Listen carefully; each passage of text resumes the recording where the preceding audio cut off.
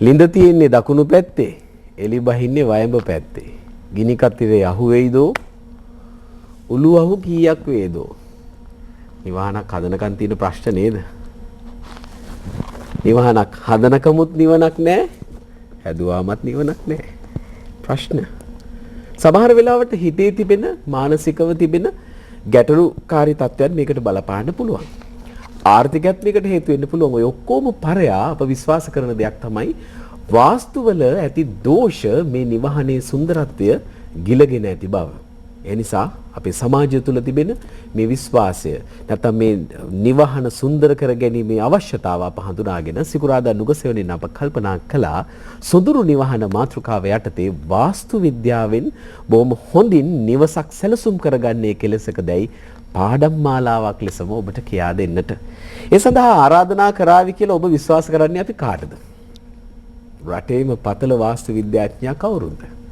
ඔබේ දැන් මුවග නම කියවී හමාරයි. මා පවසන්නට පෙර ජේ ගොඩකන්දාරච්චි මහත්මයා අපේ රටේ ඉන්න ප්‍රවීණ වාස්තු විද්‍යාඥයාට අප ඒ සඳහා ආරාධනා කළා. අයිබෝන් ඔබතුමාට. අනේ සුබ ආරංචියක් ලැබුණා ජයග්‍රාහී තත්ත්වයක් කියලා ඊයේ හවස ශ්‍රී දළදා මාලිගා පරිශ්‍රයේදී ලෝකයේ පළමු වාස්තු විද්‍යා ගුරුකුලය ආරම්භ කළාය කියලා ඔබතුමාගේ සභාපතිත්වයෙන්. ඔවසල ඇතනම අපි ඊයේ උදෑසන කිරිපිඩු පූජාවෙන් පස්සේ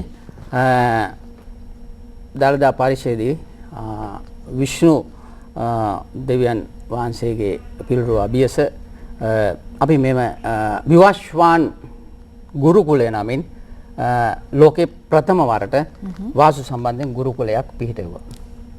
ඉතින් මම හිතනවා ඒ අපි ලැබපු ජයග්‍රහණය.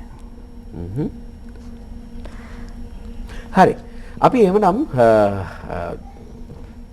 අපි ආරාධනා කරමු නේද දුරකථනයෙන් උනත් එකතු වෙන්න පුළුවන් කියලා ගැටලුවක් තියෙනවා. ඔව් මම හිතන්නේ සතෙන් සතේ එකතු කරලා රුපියලෙන් රුපියල එකතු කරලා මම හිතන්නේ ලොකු බලාපොරොත්තුවකින් තමයි අපි හැමෝම නිවසක් හදන්න ආරම්භ කරන්නේ. ඉතින් මේ බලාපොරොත්තුව සොඳුරු නිවහනක් බවට පත් කරගන්නේ කොහොමද කියන තැනදී වාස්තු විද්‍යාව කොයි විදිහටද ඔබට ප්‍රයෝගී කරගන්නට පුළුවන් කියලා ඔන්න සිකුරාදා නුගසෙවණ හරහා අපි කතා බහ කරනවා කියලා කිව්වා අද පටන්.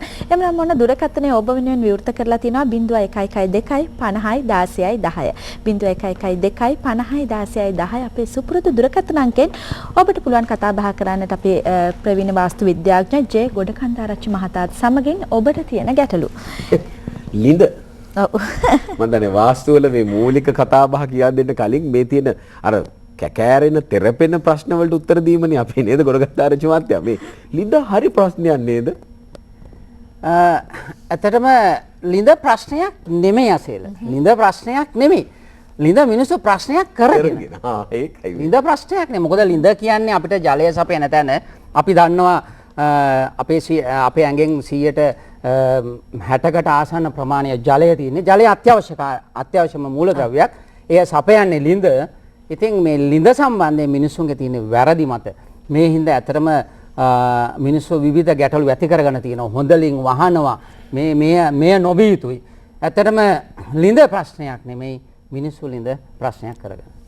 ලිඳ ප්‍රශ්නයක් නොවේ. මිනිස්සු ලිඳ ප්‍රශ්නයක් කරගෙන. දැන් ඔබතුමා මිනිස්සු ලිඳ ප්‍රශ්නයක් කරගෙන තියෙන තැන් අපමණහල ඇති. අපිට කියන්නකෝ මේවයින් ප්‍රකටම ප්‍රශ්න ටික මොනවද? අසල ඇත්තටම ලිඳක් සම්බන්ධයෙන් කතා කරනකොට ලිඳ කියන එක කොහෙද කපන්නේ? මේ ලිඳ කැපීම සුදුසු වෙන්නේ මොන දිශාවලද? අපි දන්නවා ඇත්තටම අසල දිශාවන් 4ක් තියෙනවා. ඒ අතරේදී අපිට දැන් තිරේ බලන්න උනත් පුළුවන්. දිශාවන් තියෙනවා. මේ දිශාවන් 4ක් තමයි ප්‍රධාන. මේ දිශාවන් 4ට අංශක 90 කෝණ තමයි නිතරම යන්නේ. නමුත් මේ අංශක 90 කෝණවලදී උතුර නැගෙනහිර දකුණ සහ බටහිර කිව්වට මෙය ලිඳක් සම්බන්ධයෙන් 8 දිශා තමයි යන්නේ. එහිදී අංශක 45 කෝණවලට උතුර ඊශාන නැගෙනහිර ආදී වශයෙන් ඔබට බලා ගන්න පුළුවන්. ලිඳක පිහිටීම බලන්නේ හැමතිස්සෙම 8 දිශාවන්ට අනුව. 8 දිශාවන්ට අනුව තමයි ලිඳේ පිහිටීම බලන්න ඕන. දැන් මෙහිදී ප්‍රශ්නයක් වෙනවා මේ ලිඳ කොහොමද අපි පිහිටවන්නේ? අපි කොහොමද ලිඳ පිහිටවන්නේ? ඇත්තම අසේල ලිඳ ඕනම දිශාවකට සුදුසුයි. ලිඳ කිසිම දිශාවක් නැහැ අසුබ. ලිඳ ඕනම දිශාවකට සුදුසුයි. ලිඳ අසුබ වෙන්නේ ඇත්තටම gedara තියෙන ප්‍රධාන දොර අනුව. ප්‍රධාන දොර අනුව තමයි ලිඳේ අසුබ බව තියෙන්නේ. එහෙමනම් ඒක කොහොමද වෙන්නේ? අපි දන්නවා ප්‍රධාන දොරට පේනවා නම් ගිනිකොන දකුණ නිරිත සහ වයඹ ලිඳ අසුබයි. හැබැයි ප්‍රධාන දොරට පේනවා නම් මේක ඇත්තටම ගංගා මේක අපේ අයට පැහැදිලිම කරන්න ඕන. ගිනිකොන ලිඳ තිබුණයි කියලා කිසිම අසුබ බවක් නැහැ පිටිපස්සේ නම්. දකුණේ ලිඳ තිබුණයි කියලා කිසිම අසුබ බවක් නැහැ දකුණ මේ පිටිපස්සේ නම්. ඒ වගේමයි නිරිත ලිඳ අසුබ නැහැ පිටිපස්සේ නම් වයඹ ලිඳ අසුබ නැහැ පිටිපස්සේ නැහැ. හැබැයි ප්‍රධාන දොරට පේනවා නම් අසේල එම දිශාවේ ලිඳ පිහිටලා තිනවා නම් එහි අසුබ බව තියෙනවා. හැබැයි එයින් අත්මිදෙන්න ඕන තරම් ක්‍රම උපායන් තියෙනවා. ඔව් දුරකථනයෙන් අපිත් එක්ක කෙනෙක් එකතු වෙන අවස්ථාව ලබා දෙන්න සූදානම්. සුබ උදෑසනක් ඔබට. සුබ උදෑසනක්. ඔව්. මම අම්බලන්ගොඩින් කතා කරන්නේ.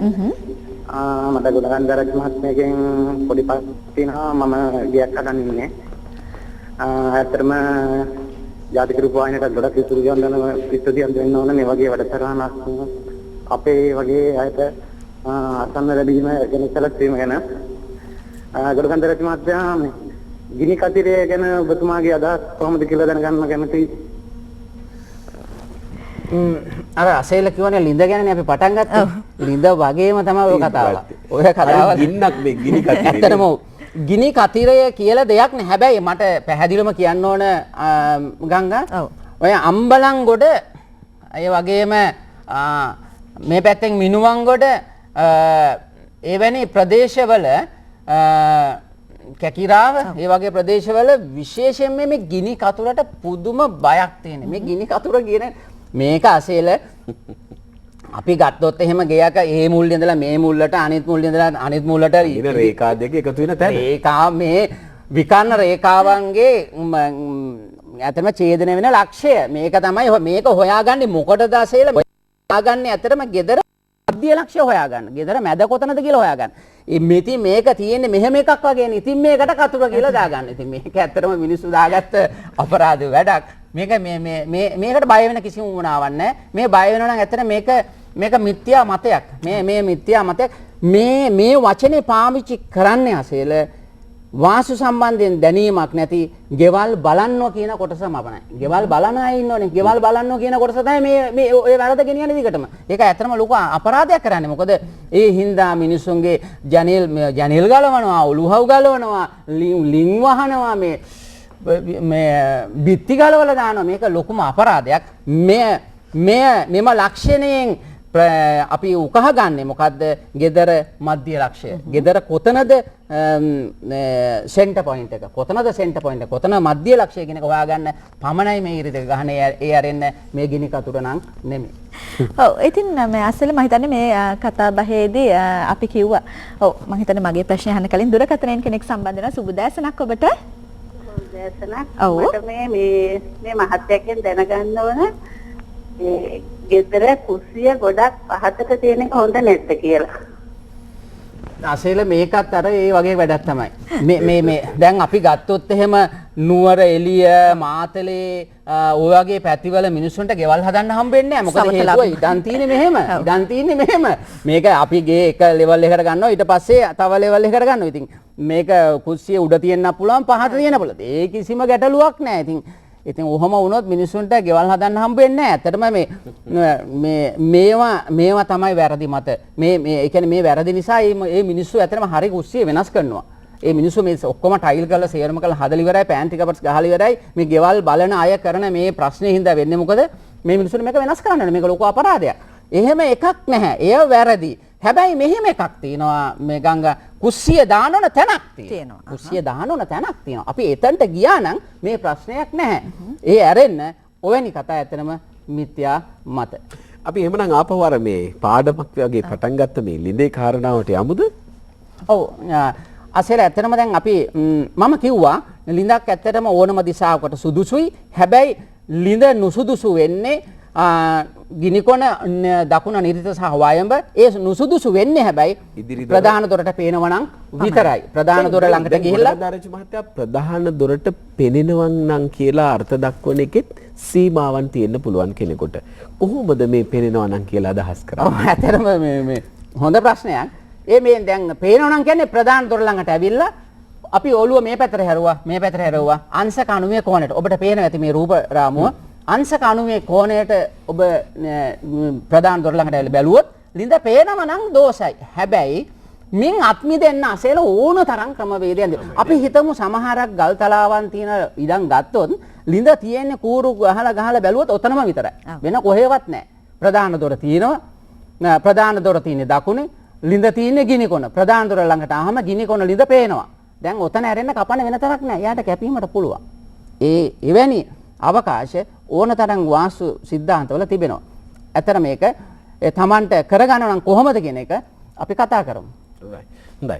අපි දැන් ඇත්තටම කියනවා නම් දැන් මේ දෙපැත්තට අංශක 90 බැගින් කියන්නේ අංශක 180ක පරාසයක්. හරි අඩක් කියන එකනේ. හරි අඩක් නිවසේ දොර ඉදිරිපිටට ඇවිල්ලා දෙපැත්ත බලද්දී ලිඳ පේනවා නම් අර කියන දිශාවන්ට යටත්ව අසුබ බව තමයි ඔබතුමා සඳහන් කළේ. එහෙනම් ඔබතුමා ඔබ කැමති මම හිතන්නේ මේකෙන් මිදීමේ ක්‍රමවේදය පිළිබඳව සාකච්ඡා කරන්න මට පේනවා. ඔය ඇත්තටම මේක අපිට ලිඳක් නැත්තම් අපිට ලිඳ තියෙන්නේ ඇත්තටම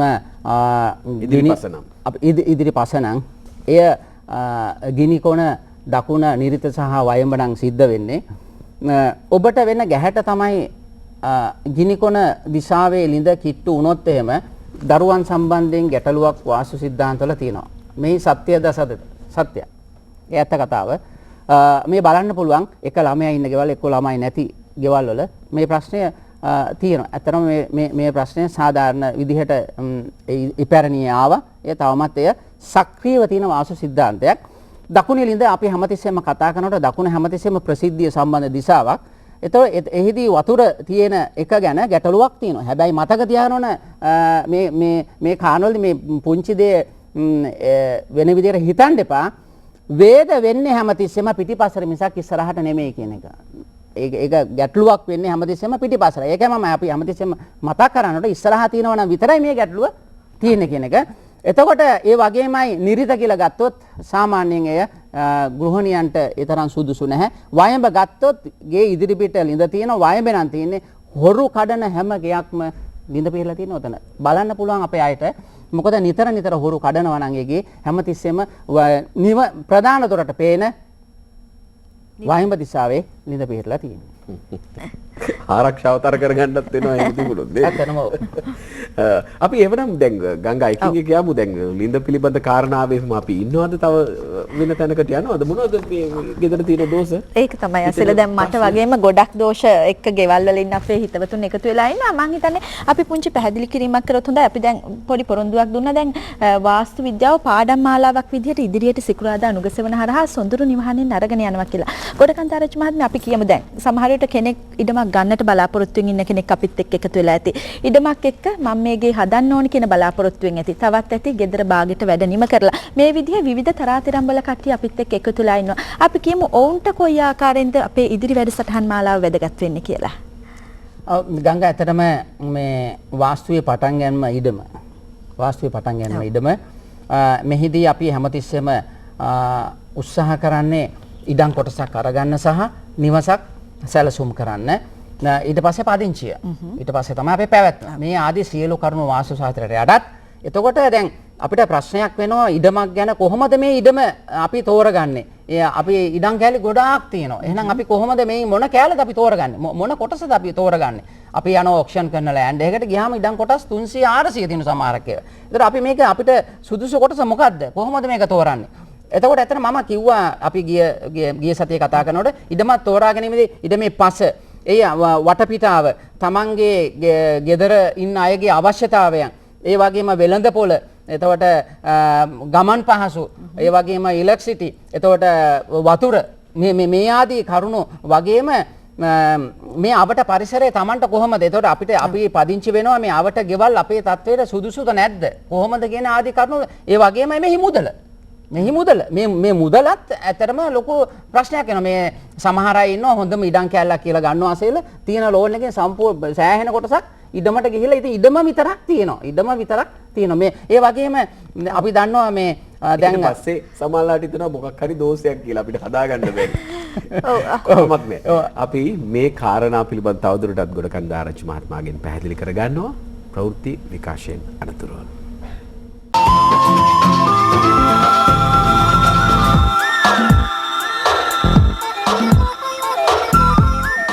දැන් මොකද කරන්නේ? ලබන සතියේ ඉදිරි සතිවලදී දුරකථන ඇමතුමකින් 250,000 කතා කරලා ප්‍රශ්න විසඳා ගන්නවද? නැත්නම් අපි මේ පාඩම් මාලාවක් හැටියට ඔබේ ප්‍රශ්නේ තියෙන තැනට ක්‍රමයෙන් එනකන් ඉන්නවද? නැත්නම් ලියුමක් ලියලා විසඳ ගන්නවද? අවශ්‍ය නම් ලියන්න පුළුවන් නේද ගංගා? පුළුවනි. සොඳුරු නිවහන සිකුරාදා නුගසේවන ශ්‍රී ලංකා රූපවාහිනී සංස්ථාව කොළඹ 7 කියන ලිපිණයට ඔබට ලියලා මේ ප්‍රශ්න වලට විසඳුම් සාකච්ඡාවට අරගෙන ලබා ගන්නටත්. එවනම් ලංකාවේ ප්‍රවීණතම අතිශය ප්‍රකටම වාස්තු විද්‍යාඥ ජේ ගොඩකන්දාරච්චි මහත්මයාත් එක්කලා අපි තවමත් රැඳිලා ඉන්නේ. අර ගොඩකන්දාරච්චි මහත්තයා දැන් ඔය විවිධ දිශාවන් පිළිබඳ කතාවට එනවනේ කාමර පිහිටීම සහ අනිකුත් කාරණා පිළිබඳව. දැන් මෙතෙන්දි මේ දිශාව සොයා ගැනීම තීරණය කිරීමේ ගැටලුකුත් ඔබතුමාට හිතෙන්නේ නැද්ද මිනිස්සු අතර තියෙනවායි කියලා? ඔව් ඇත්තටම අපි අය දැනුවත් නෑ අසෙල. ඒ හරි අසරණයි අපේ අය ඇත්තටම බැලුවාම. ඒ කියන්නේ සාමාන්‍යයෙන් උතුර නැගෙනහිර බටහිර දකුණ කියන දේ සාමාන්‍ය තිබුණත් මේක ගේ ඇතුළට ගලප්පා ගැනීමේදී ප්‍රශ්නයක් තියෙනවා කියන එකද ඔය කියන්නේ? ඔව් ඇත්තටම මේ සම්බන්ධයෙන් ගැටලුවක් අපේ අය අතර තියෙනවා. මේ දැන් දිශාවල් ගත්තොත් අසෙල දිශාවල් තියෙනවා 4 උතුර නැගෙනහිර දකුණ සහ බටහිර. මෙහිදී අංශක 90ක කෝණයක් එන්නේ. එතකොට දිසා 4 බලන්නේ අසෙල ගෙයක මුහුණත බැලීම, ඉඩමේ මුහුණත බැලීම, ඒ වගේම නිවසේ ద్వාර සටහනේවත් දොරවල් පිහිටන්නේ කොහොමද කියන එක බලන්න තමයි ගංගා මේ දිසා 4 ගන්න. එය ඇතරම පැහැදිලි වෙනවා. දිසා 4ේදී අංශක 90ක කෝණයක් තමයි වැටෙන්නේ. අංශක 90 කෝණයක්. දැන් ඔබතුමා අහනවා මේ කොහොමද මේක බලන්නේ? සාමාන්‍යයෙන් නිවසක දිසා ගණනයේදී හැමතිස්සෙම අර කිව්වනේ ගිනි කතුර අන්න ඒ සෙන්ටර් පොයින්ට් එකේ නම් තමයි හැමතිස්සෙම අපි මේ දිශාව ගණනය කරන්නේ. ඔව් සෙන්ටර් පොයින්ට් එක හැදලා තියෙන්නේ ඔය කියන කාරණා තීරණය කරගන්න. තීරණය කරන්න. මොකද එතකොට දැන් මේ අපි කිසිම විදිහකින් දොර ළඟට ගිහිල්ලා දිශාව බලන්නේ නැහැ. ගේ කොනකට ගිහිල්ලා දිශාව බලන්නේ නැහැ. හැමතිස්සෙම ගෙදර සෙන්ටර් එකේ ඉඳන් තමයි මේ දිශාව බලන්නේ. එතකොට ඔබට පුළුවන් මාලිමාවක් ගත්තොත් එහෙම රතු පාට කටුව හැරෙන්නේ නිතරම උතුරට. එහෙමනම් අපේ ගේ තියෙන්නේ මොන දිශාවටද කියලා Tamanට තීරණය කරන්න පුළුවන්. හැබැයි ඒක ගිනි කොනටවත්, නිරිතටවත්, වායඹටවත්, ඊසානටවත් නෙමෙයි ඒක වැටෙන්නේ හැමදෙසෙම උතුර නැගෙනහිර දකුණ සහ බටහිර පමණයි. ඇයි හේතුව අංශක 90 කෝණයක් නිසා. අංශක 90 කෝණයක් නිසා. දැන් ඉඩම ගනිද්දිත් ওই දිශාවන් සහ අපි ගංගා හිටියේ ඉඩම පිළිබඳ කතාවේදී ඔබතුමා කිව්වා මුදල පිළිබඳ ප්‍රශ්නය, ඊළඟට පසේ සාරවත් බව පිළිබඳ ප්‍රශ්නය, ඉඩමේ අලංකාරය, ඊට පස්සේ පෙනුම, මාර්ගයට ළඟ බව, විදුලිය ආදී මේ අනිකුත් යටිතල පහසුකම් වල සම්පූර්ණ බව කියන කාරණා අතිශය වැදගත්. මීට අමතරව වාස්තු වලින් මොනවද වැදගත් වෙන්නේ?